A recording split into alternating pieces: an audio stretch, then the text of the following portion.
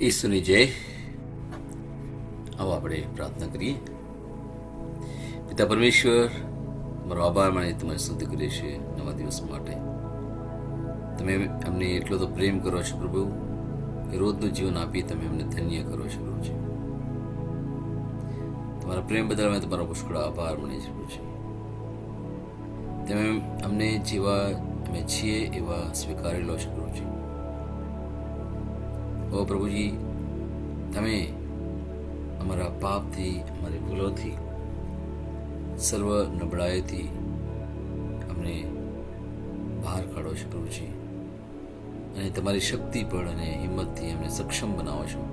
બદલ તમારો આભાર માનીએ છીએ પ્રભુજી. આ સમયને તમે પાવન કરો. અમે જે વચન સાંભળીએ એ સમજીએ અને અમારા જીવનમાં ઉતારીએ. આ પ્રાર્થના અમે મારા પ્રભુ ઈસુ ખ્રિસ્ત દ્વારા કરીએ છીએ. આમેન. લીએ હિબ્રુનો પત્ર એનો 13મો અધ્યાયની 5મી કડી. દ્રવ્ય લોભથી તમારા જીવનો મુક્ત રાખો અને પોતાની પાસે જે છે તેનાથી સંતોષી રહો, કારણ ઈશ્વરે કહ્યું છે, હું તને કદી તજી દઈશ નહીં અને કદી તારો ત્યાગ કરીશ નહીં. તેથી આપણે નિર્ભય બનીને રહીએ અને કહીએ, પ્રભુ મારા મદદગાર છે, હું ડરીશ નહીં. માણસ મને શું કરી શકશે? આજનું આ સુંદર અને ઉત્તમ વચન જે આપણને હિંમત અને બળ આપે છે, જ્યાં આપણને લાગે છે કે પ્રભુ આવશે અને મારી જરૂરિયાતો પૂરી કરશે. Praise the lord. આ વચન આપણને 3 બાબત વિશે વાત કરે છે. અને શું કહે છે કે પૈસાને પ્રભુ ના બનાવો, સંપત્તિ પાછળ ના પડો, કે લોભને તમારા જીવનમાંથી નષ્ટ કરો. ક્યાંક ને ક્યાંક દુનિયાવી બાબતોને આપણે વધારે મહત્વ આપ્યું હોય, અને પૈસાની સાથે સાથે ઘણીવાર આપણે અમુક વસ્તુઓને મહત્વ આપતા હોઈએ, અમુક વાર અમુક વ્યક્તિઓને મહત્વ આપતા હોઈએ, અમુક વાર અમુક સ્થળને મહત્વ આપતા હોઈએ. આ બધું વાસ્તવિક છે. અને ત્યાં પ્રભુ આપણને કહે છે કે કોઈ પણ બાબતનો જાણે અજાણે લોભ પણ ના કરશો, કે આ તો મારું છે. ત્યારે અમુક વાર આપણે આવું કરીએ છીએ ને, ત્યારે આપણે ક્યાંક ને ક્યાંક પ્રભુને બીજા સ્થાન પર મૂકી દઈએ છીએ. બીજી બાબત છે સાચો સંતોષ. તમારી પાસે જે છે તેનાથી ખુશ થાઓ અને શાંતિથી રહો. આ પ્રભુ વચન આજે આપણને કહે છે, સંતોષ માણવાનો. જે છે એનાથી સંતોષ.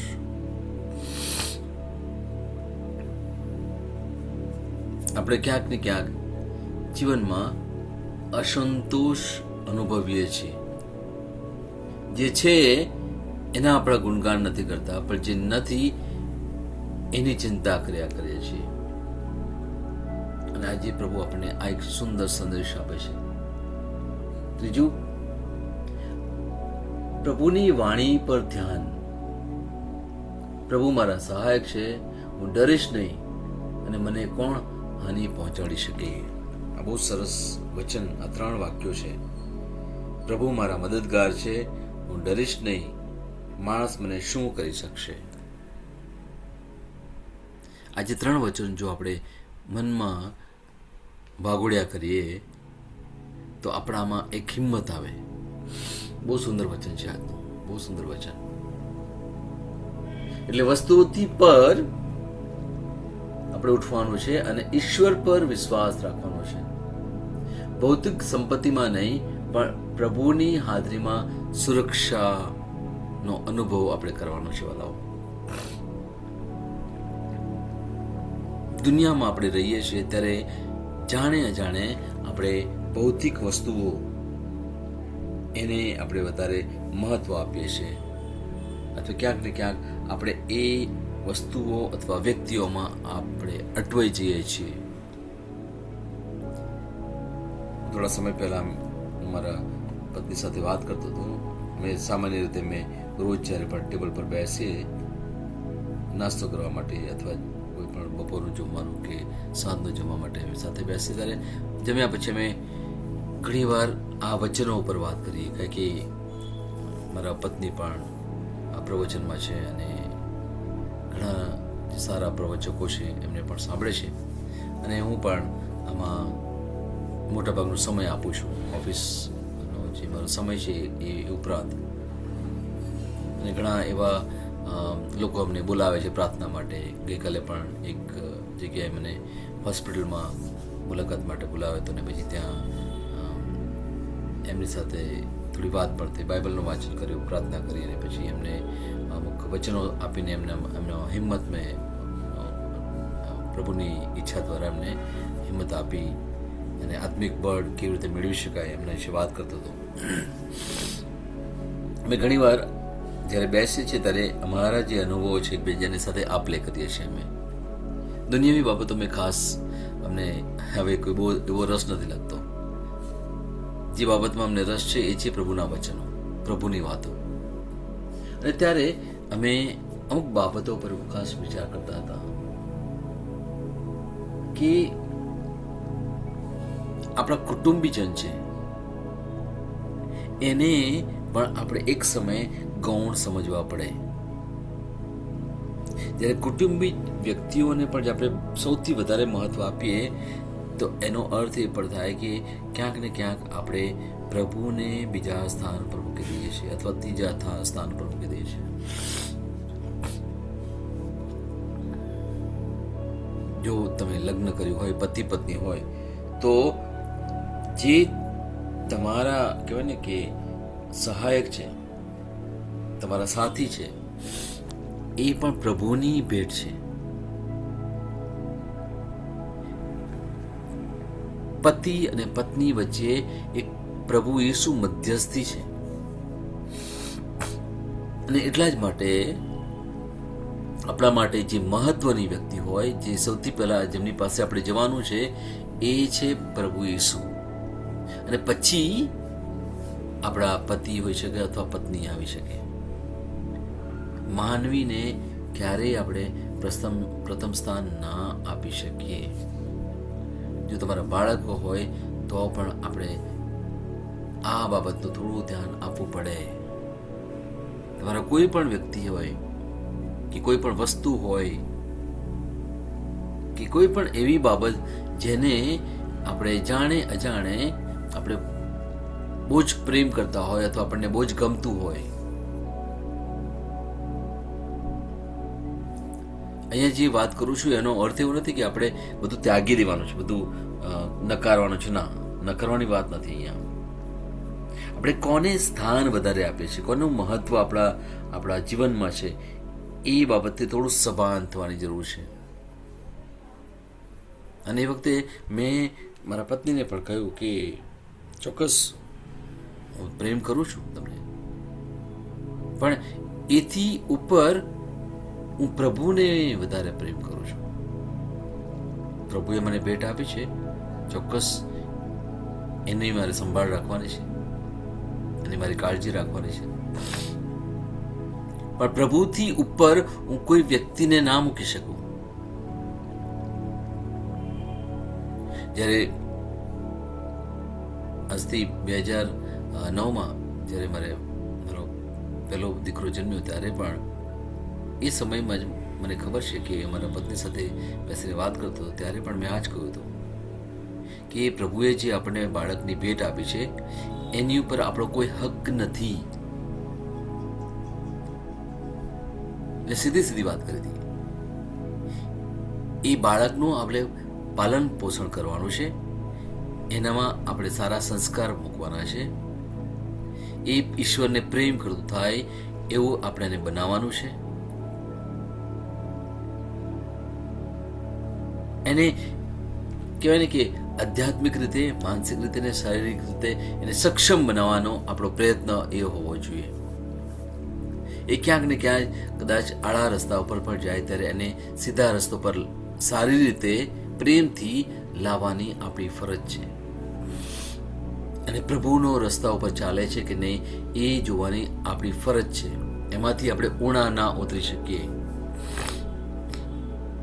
મારું બાળક આજે દુઃખી છે કે સુખી છે, એ ખુશ છે કે નિરાશ છે, એ જોવાની મારી ફરજ છે. એને હું એને આંખ આડે કાન ના કરી શકું. એ પ્રભુએ એક જવાબદારી આપી છે. જો ક્યાંક ને ક્યાંક મારું બાળક આડા રસ્તા પર ગયું હોય તો એને સીધા રસ્તા ઉપર લાવવાની જવાબદારી મારી છે. પછી હું રાહ ના જોઈ શકું કે એ પછી કોઈ સ્ટ્રેસમાં હોય કે ડિપ્રેશનમાં હોય કે કોઈ પણ એવા વ્યસનોમાં હોય અને પછી ત્યારે મને આંખ ઉગડે. એવું ના થવું જોઈએ.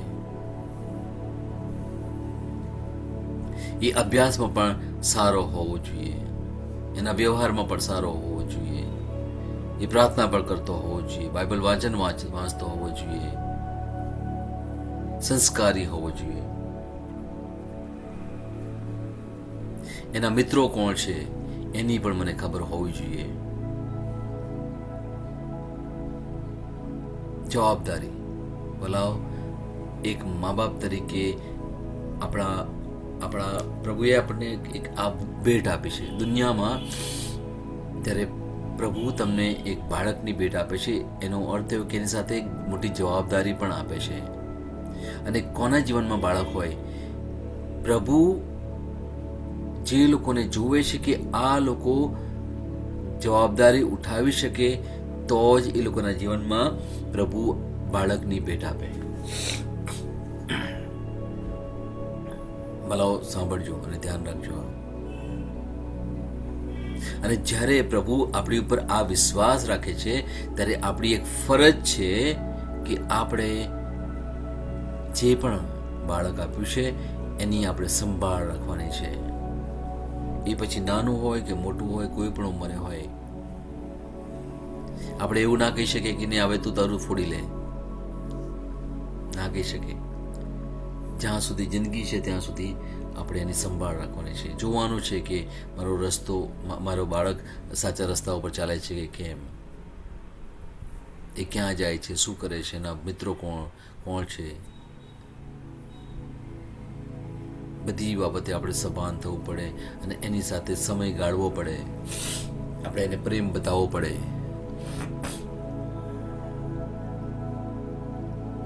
એની સાથે બેસીને આપણે એના જીવન વિશે ચર્ચા કરવી પડે.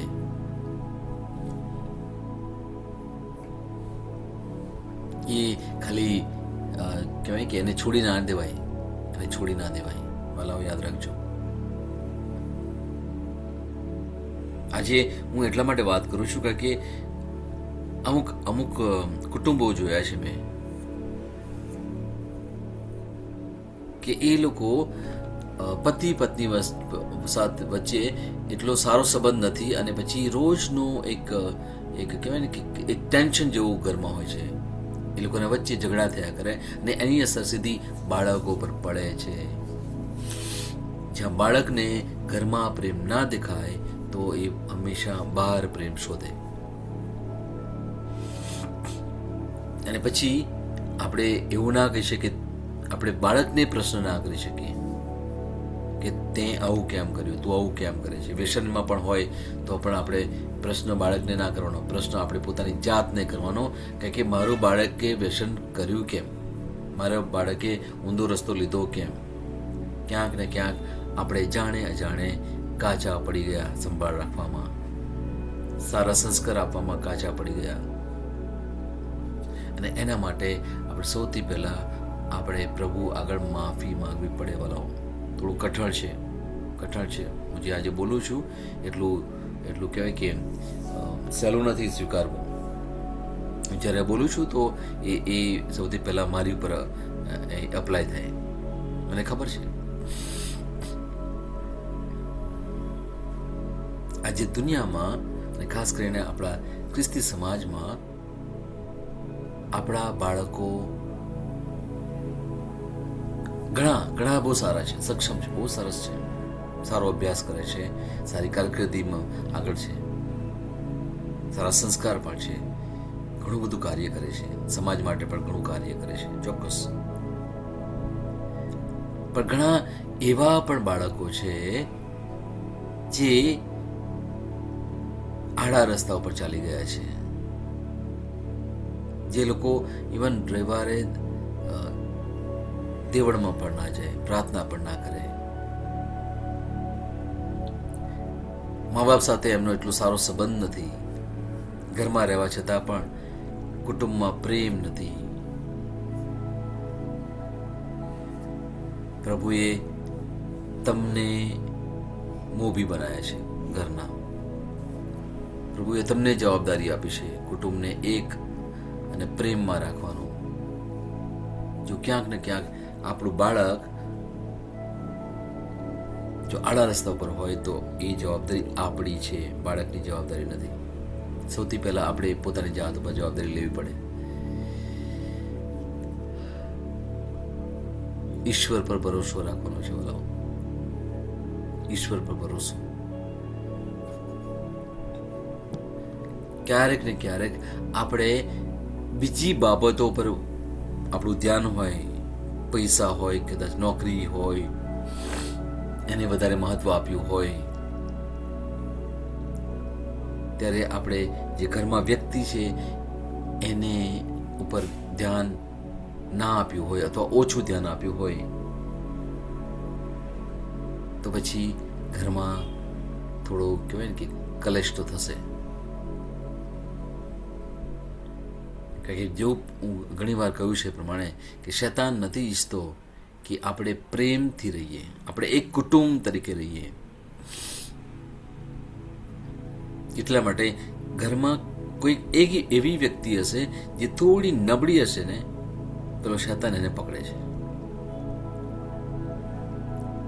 એટલે એક માં અથવા બાપ તરીકે આપણી ફરજ છે, અથવા એક પતિ અથવા પત્ની તરીકે આપણી ફરજ છે કે ધ્યાન રાખવાનું કે મારા કુટુંબમાં કોઈ એક એવી વ્યક્તિ પણ ના હોય જે કદાચ નબળી પડે. કેવી રીતે? આધ્યાત્મિક રીતે નબળી પડે.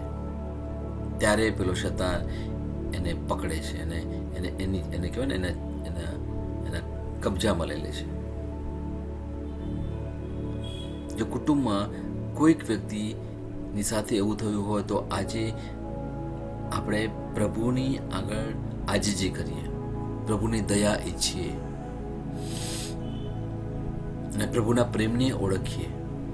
જરૂર છે વલાવ, આજે જરૂર છે. આપણા કુટુંબમાં, આપણા સમાજમાં ઘણા કુટુંબો એવા છે જે તૂટી રહ્યા છે, ઘણા કુટુંબો તૂટી ગયા છે. કેમ?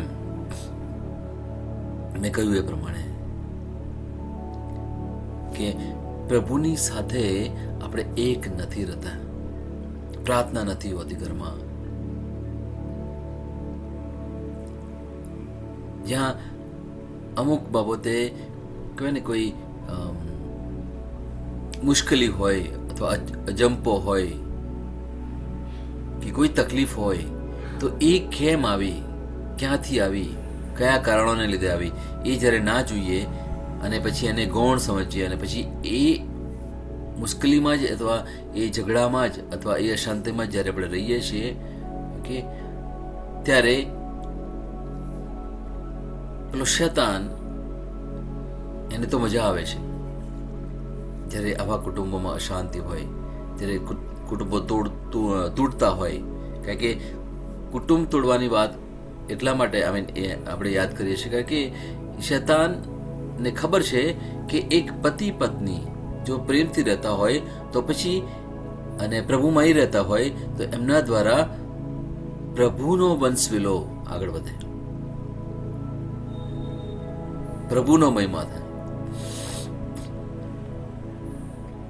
અને ઘણીવાર એવા પણ કુટુંબો છે જ્યાં પતિ પત્ની તો બહુ જ પ્રાર્થનામાં હોય પણ બાળકો નથી હોતા. એટલા માટે નથી હોતા કે શૈતાનને ખબર છે કે એ તો ભલે પ્રાર્થનામાં હશે પણ આ વ્યક્તિનો નબળી છે, તો એને કુટુંબમાં તમારો દીકરો હશે અથવા તમારી દીકરી હશે એને પકડવા માટે પ્રયત્ન કરે. એટલા જ માટે આપણે રોજ આપણા બાળકો માટે પણ પ્રાર્થના કરવાની છે વાલાઓ, બાળકો માટે પ્રાર્થના કરવાની છે. અને અમુક વાર અમે લોકો અમે પણ કર્યું હતું. મારો પહેલો દીકરો જ્યારે નાનો હતો ત્યારે એને એક એવી શું કે થોડી લઘુતા ગ્રંથિથી એ થોડો પીડાતો હતો અને એની શું કે એની ઊંચાઈ પણ નથી વધતી. અમને એક ચિંતા હતી કે શું થશે એનું. ત્યારે પછી અમે ક્યાંક માર્ગદર્શન લીધું અને પછી એમને કહ્યું કે તમે બાળક જ્યારે સૂઈ ગયું હોય ત્યારે એની પાસે જાઓ, એના માથા ઉપર હાથ મૂકો તમે અને પછી પ્રાર્થના કરો. બાળક ભલે ઊંઘતું હોય, ઊંઘવા દેજો. અને ત્યાં તમારે એ બાળક પાસે માફી માંગવાની છે. કારણ કે મને માફ કરો, કારણ કે મેં તને જાણે અજાણે તને પ્રેમ નહીં કર્યો, જાણે જાણે મેં કદાચ તારી સામે ગુસ્સો કર્યો, કે જાણે અજાણે મેં તને જે જોઈતું હતું મેં તને નહીં આપ્યું, તારી જે ઈચ્છા હતી મેં પૂરી ના કરી, મારી ફરજથી હું કે બેધ્યાન થઈ ગયો, હું તારી માફી માંગુ છું. તમારા મનમાં જે પણ હોય, તમને લાગતું હોય કોઈ પણ બાબતે કે મારા બાળકની સાથે મારાથી જાણે અજાણે અન્યાય થઈ ગયો, તો માફી માંગવાની જરૂર છે વાલાઓ. આપણી ફરજ આપણે ના નિભાવી હોય તો આપણે બાળક જ્યારે સૂઈ ગયું હોય ત્યારે એના માથા ઉપર ધીરેથી હાથ મૂકી અને પ્રાર્થના કરવાની છે, માફી માંગવાની છે અને બાળકને આપણે મુક્ત કરવાનું છે. કારણ કે ઘણીવાર આપણા બાળકો પણ અમુક બંધનોથી ઘેરાયેલા છે વાલાઓ, યાદ રાખજો. એમને છૂટા કરવાના છે આપણે. એક મા બાપની આ ફરજ છે, મા બાપ તરીકેની આ ખરેખર ફરજ છે. જો તમારી પાસે તમારું બાળક તમારી ઘરમાં હોય તો પ્રાર્થના કરો, ચોક્કસ. ના હોય તો કશું વાંધો નહીં, અને તમે સાથે બેસીને એ બાળક માટે તમે પ્રાર્થના કરો. બાળકની આગળ તમે માફી માંગી શકો, એને પણ તમે માફ કરો વાલાઓ. આ જરૂર છે. હું જે કહું છું આ ખરેખર જરૂર છે વાલાઓ. આજે આ ઘણીવાર નથી થતું આપણા કુટુંબોમાં, આપણા ખ્રિસ્તી કુટુંબોમાં, અને એટલા જ માટે ઘણા કુટુંબો આજે તૂટી રહ્યા છે. કારણ કે પતિ પત્નીમાં પ્રેમ નથી, એ લોકોના અંદર ઝઘડા ચાલે છે અને એની અસર સીધી બાળકો પર પડે છે.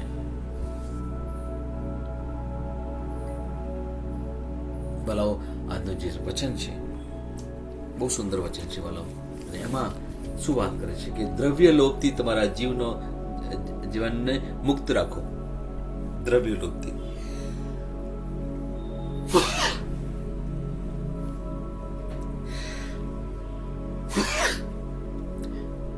અને પોતાની પાસે જે છે તેનાથી સંતોષી રહો. કારણ કે ઈશ્વરે શું કહ્યું છે? હું તને કદી તજી દઈશ નહીં અને કદી તારો ત્યાગ કરીશ નહીં. અને તેથી આપણે નિર્ભય બનીને રહીએ, કોઈ પણ બાબતનો ડર ના રાખીએ. અને એ જ આપણે આપણા બાળકમાં પણ આ ગુણ પૂરીએ. કારણ કે આજે આપણા બાળકો પણ અમુક પ્રકારથી ડરે છે, અમુક પ્રકારથી લોકો હતાશ છે, નિરાશ છે.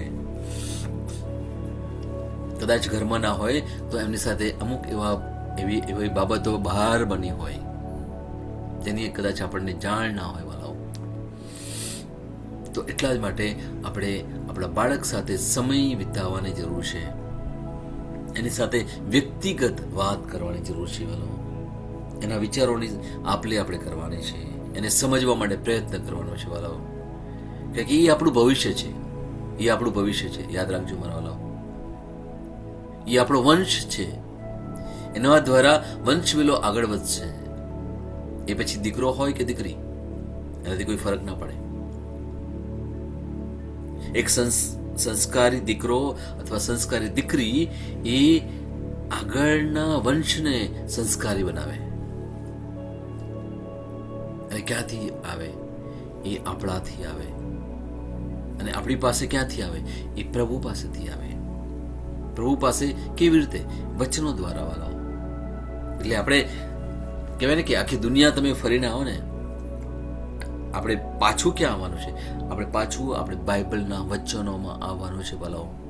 એની વાત આપણે કરીએ છીએ. દુનિયામાં તો લડાઈ છે, યુદ્ધ છે, પણ આપણું આ યુદ્ધ આપણું નથી, એ પરમેશ્વરનું યુદ્ધ છે. અને પરમેશ્વરની આપણી લડાઈ લડવા દઈએ અને પરમેશ્વર પાસે આપણે શાણપણ, ડાપણ માંગીએ. Let us ask wisdom from the Lord and He will guide us how to live a better life.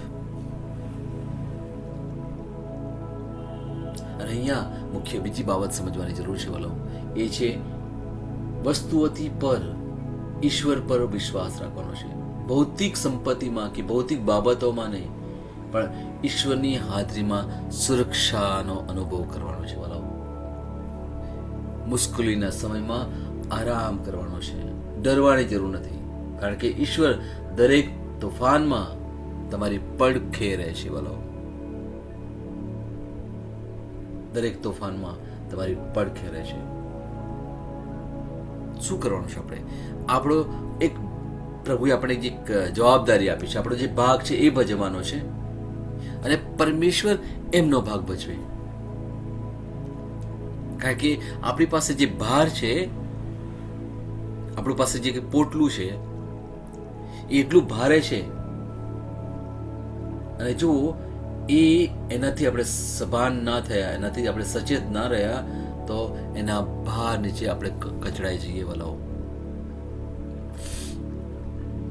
ઘણા લોકો કહે છે કે મારી ઉપર તો આવ તૂટી પડ્યું, મારા જીવનમાં પુષ્કળ મુશ્કેલીઓ છે, દુઃખ છે, આ છે, તે છે. ઘણું બધું આપણે લોકોની આગળ વાત કરીએ છીએ, તો ઘણું બધું આવું અનુભવીએ છીએ. કેમ? કારણ કે આપણે આપણો જે ભાર છે, આપણું જે પોટલું છે, એ આપણે પ્રભુના કૃષ્ણના ચરણે આપણે નથી ઠાલવ્યું. આજે એ કરવાનું છે વાલાઓ. આપણા બાળકોને પણ પ્રભુના ચરણે ધરી દઈએ. આપણામાં એટલી ક્ષમતા નથી વાલાઓ કે આપણે કોઈ વ્યક્તિની સંભાળ પણ રાખી શકીએ, પણ ચોક્કસ પ્રભુની સહાયથી આપણે કરી શકીએ. પ્રભુની સહાય હંમેશા માંગીએ. પ્રભુની સહાય રોજની રોજ સવારે ઉઠીને પ્રભુની પાસે શક્તિ, બળ, હિંમત માંગીએ કે પ્રભુ આજનો દિવસ મારે કેવી રીતે જીવવાનો છે, મારા માટે શું છે, આજે મારી શું જવાબદારી છે, મારી કઈ કૃપાઓ છે. પ્રભુ એનાથી મને સભાન કરો. આજે મારે જે કંઈ કરવાનું છે એની મને શક્તિ આજે આપો, અને હું સક્ષમ રીતે કરી શકું, 100% કરી શકું એવું બળ તમે મને આપો. આપણે આ પ્રમાણે આજે જીવવાનું છે વાલો. કારણ કે રોજની જે હાડમારીઓ છે, રોજની જે મુશ્કેલીઓ છે, એ રોજના માટે રહેવા દઈએ. કાલની વાત કાલે. આજે મારે શું કરવાનું છે આપણે એ કરીએ, અને પૂરા હૃદયથી, પૂરી શક્તિથી કરીએ, પ્રભુની કૃપાથી, પ્રભુની સહાયથી. કારણ કે માથીનો જે 6 અધ્યાય અને 27મી કડી બહુ સુંદર રીતે કહે છે. શું કહે છે અહીંયા? સાંભળીએ. ચિંતા કર્યા કરવાથી તમારામાંનો કોણ પોતાના આયુષ્યમાં થોડીક વધુ ક્ષણો ઉમેરી શકે વાલો? ચિંતા કરી કેટલા વર્ષોથી ચિંતા ચિંતા ચિંતા, એક ચિંતા જાય ને પછી બીજી ચિંતા ઉભી થાય.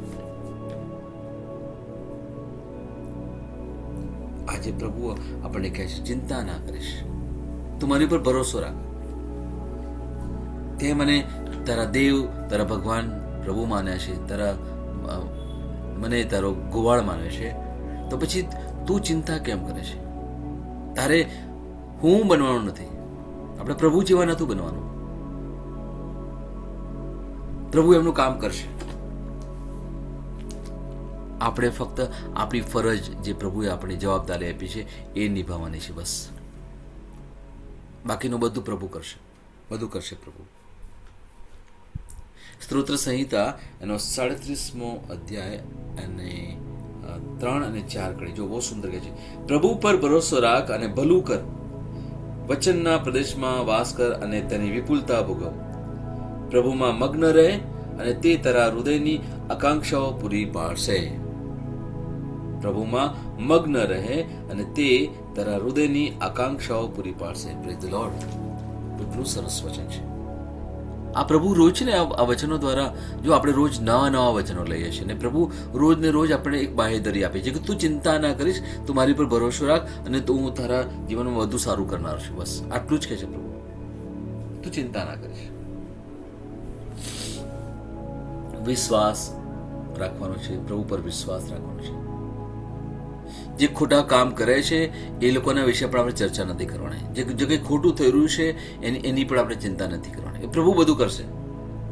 આપણે ફક્ત શું કરવાનું છે? પ્રભુમાં શાંત રહેવાનું છે. આપણે આનંદ કરવાનો છે. જે સાચું છે એ કરતા રહેવાનું છે. કોણ શું કરે છે, કેવું કરે છે, કેવી વાતો કરે છે, એમાં પણ આપણી ચર્ચામાં ઉતરવાનું નથી અને એમાંથી આપણું મગજ પણ બગડવાની જરૂર નથી. બોલો, હું સીધી વાત કરું છું. સીધી વાત કરું છું. સ્થિર રહેવાનું છે. ઈશ્વરે તમને જ્યાં રાખ્યા છે, જે પરિસ્થિતિમાં રાખ્યા છે, ત્યાં ફક્ત શાંત રહેવાનું છે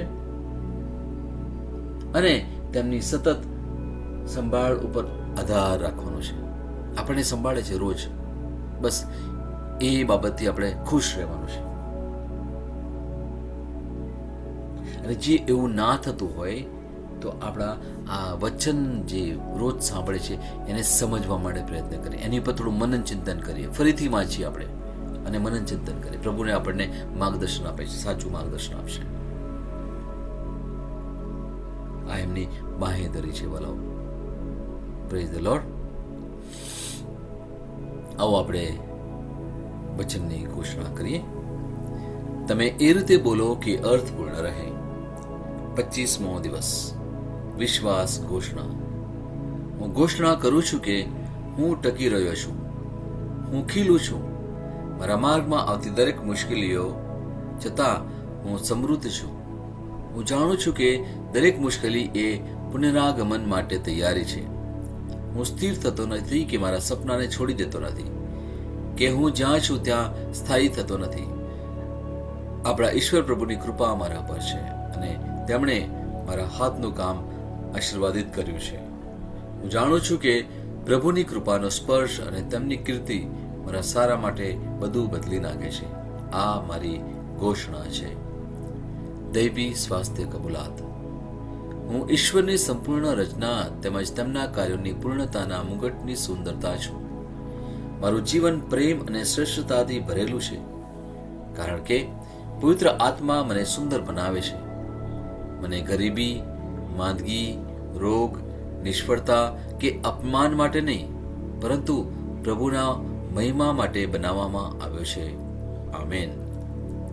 હું જે પણ ઈશ્વરના નામ પર બોલું તે થશે જ. હું મજબૂત છું, હું તંદુરસ્ત છું, હું ધન્ય છું, હું સમૃદ્ધ છું, હું શક્તિશાળી છું, હું અભિષિક્ત છું, હું મુક્ત છું, હું પ્રભુનો વિશ્વાસી છું, હું પ્રભુને મનુષ્ય દ્વારા પ્રિય છું. હું જે જોઉં છું નથી બોલતો, પણ જે જોવા માંગુ છું તે બોલું છું. હું એક અવિભાજ્ય બીજ છું. હું મારા પ્રભુના ઘરમાં સારી જમીન પર રોપાયો છું. હું મારા ઈશ્વરની વાડીમાં નારિયેળના ઝાડની જેમ ફૂલું ફાલું છું. હું ખરા સમયમાં મબલક પાક આપું છું. હું પ્રભુમાં તાજા લીલા વૃક્ષો જેવો છું. હું વૃદ્ધાવસ્થામાં પણ ફળદાયક રહીશ. મારા પાન કદી નહીં કરમાય. હું જે પણ પ્રભુ ઈસુના નામમાં કામ કરીશ તેમાં સફળ થઈશ. ઈસુના નામમાં વસ્તુઓ હંમેશા મારા માટે કામ કરી રહી છે. હું ખ્રિસ્ત ઈસુમાં દરેક આત્મિક આશીર્વાદ મેળવનાર છું. મારા મનને ખ્રિસ્તના મન જેવું સંપૂર્ણ થવાનું કહું છું અને તેને નિર્દેશ આપું છું કે તે પ્રભુના વચનો દ્વારા ચાલે. હું મારા રજ્જુ અને ચેતાને જીવનની વાત કરું છું. મારા સ્નાયુઓ અને અસ્થિબંધન માટે તાકાત બોલું છું. હું મારા હૃદય સાથે જીવન શક્તિની વાત કરું છું. હું સામાન્ય શ્વાસની પ્રક્રિયા જાળવવા માટે મારા ફેફસા અને પેશીઓ સાથે વાત કરું છું. હું મારી કિડની, યકૃત અને સ્વાદુપિંડને સંપૂર્ણ સ્વાસ્થ્ય અર્પું છું. મારા લોહીના દરેક કોષમાં જીવન છે. મારા હાડકાં સાદા અને નાજુક અસ્થિઓ ગોઠવાયેલા, મજબૂત અને મક્કમ છે. મારી આંગળીઓ ઉત્તમ રીતે કાર્ય કરે છે. મારી આંખોનું તેજ સારું છે, મારા કાન શ્રેષ્ઠ રીતે કાર્ય કરે છે, મારી ત્વચા નવા જન્મેલા બાળક અને ઈશ્વરની સુંદરતા જેવી મુલાયમ અને તંદુરસ્ત છે, મારા વાળના મૂળ સજ્જડ છે. હું મારા વાળને મજબૂત રહેવાનો આદેશ આપું છું અને જ્યાં વૃદ્ધિની જરૂર હોય ત્યાં હું વાળ ઉગવાનું કહું છું. મારા દાંત, અવાળા, જડબા, રક્તવાહિની બધું જ સ્વસ્થ, મજબૂત અને સંપૂર્ણ છે. મારા બધા હોર્મોન્સ અને ન્યુરોકેમિકલ ટ્રાન્સમીટર એકબીજા સાથે સંપૂર્ણ સુમેળમાં છે અને તેમના કાર્યોને સામાન્ય રીતે ચલાવી રહ્યા છે. મારું પાચન તંત્ર તંદુરસ્ત છે, તમામ ખોરાકને પચાવવા સક્ષમ છે. હું ખ્રિસ્તની આજ્ઞા પાલનમાં તમામ પ્રકારના વ્યસનો, માદક દ્રવ્યો, ખાવું પીવું, મીડિયા, વિલંબ, ગપશપ, આળસ, અતિશય ઊંઘ, સુસ્તી, અનિવાર્ય ખરીદી અને દરેક પ્રકારનો અતિશય વપરાશ તમામને કાબૂમાં લઉં છું. જેમ ઈસુ છે તેવો જ હું છું. મારી પ્રજનન પ્રણાલી પૂરતી માત્રામાં અને સારી ગતિશીલતા દ્વારા શુક્રાણુનું ઉત્પાદન અને જમા કરી રહી છે. બહેનો માટે મારી પ્રજનન પ્રણાલી સમયસર ઈંડા કોષો ઉત્પન્ન કરે છે તથા જન્મ સુધી ગર્ભનું રક્ષણ અને પોષણ કરે છે. મારા અંગની દરેક પેશીઓ સંપૂર્ણ રીતે કાર્ય કરે છે અને હું મારા શરીરમાં કોઈ પણ ખામી કે ખોડખાપણને નકારું છું. મારી સંપૂર્ણ માનવ શરીર રચના અને શરીર વિજ્ઞાન ખ્રિસ્ત ઈસુમાં પૂર્ણ થયેલ છે. ઈશ્વરના નામે હાલેલુયા, આમેન. ઈશ્વર પિતા મને પ્રેમ કરે છે, હું જાણું છું. ઈશ્વર પુત્ર મને પ્રેમ કરે છે, હું જાણું છું. ઈશ્વર આત્મા મને પ્રેમ કરે છે, હું જાણું છું. ઈસુની જય. Hallelujah, hallelujah, hallelujah, hallelujah, hallelujah, hallelujah, hallelujah, hallelujah, hallelujah, hallelujah, hallelujah, hallelujah.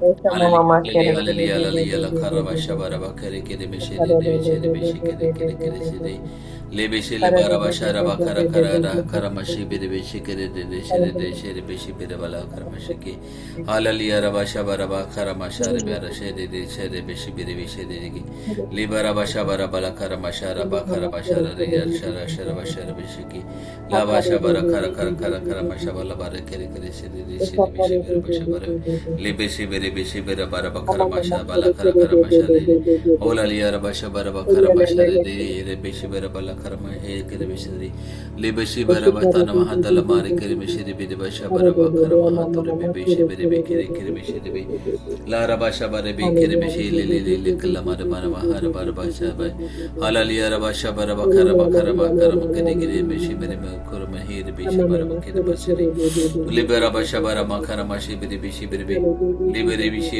bere bara bara basha bara be le bishi bere beshi bere bara bakara ma he le bere karama tor me he kire bishra libera batar ma ha ke ne beshi bejare libere bishi bere bakara basha de kire kire shere bere ola liya rama hate ne mari bishi bere batana mala bara basha de bakara ma she bere beshi libera basha bara ma ha kare beshi bere le shere bishi bere bakara ma she de libera batara bara mana bara basha bara she de kare beshi bere kare ke hallelujah rava rava shabara ha kare beshi kare shibere de la hara basha bala karaba ke de betari hatte de ke de shede beshi de ora basha bara kara basha bala kara basha de here de kare beshi de la hara basha bara kara bashi bere kare beshi kare hallelujah rava shabara hallelujah hallelujah hallelujah hallelujah hallelujah hallelujah. Thank you, praise you, thank you, praise you. पिता परमेश्वर न जय हो, पिता परमेश्वर न जय हो, प्रभु यीशु न जय हो, प्रभु यीशु न जय हो, पवित्र आत्मा न जय हो, पवित्र आत्मा न जय हो, पवित्र त्रैक्य न जय हो, पवित्र त्रैक्य न जय हो, यीशु ने जय, यीशु ने जय.